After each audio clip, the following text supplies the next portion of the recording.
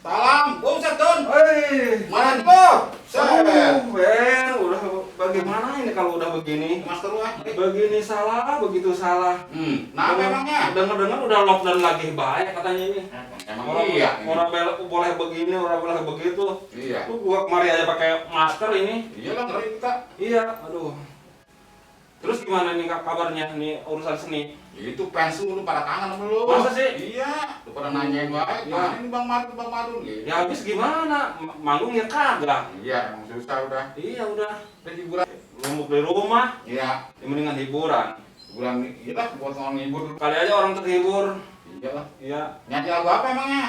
Ya lagu-lagu yang itu aja, yang apa namanya, yang jarang orang denger. Apa? Lagu seni. Seni Oma. Bukan. Apaan tuh?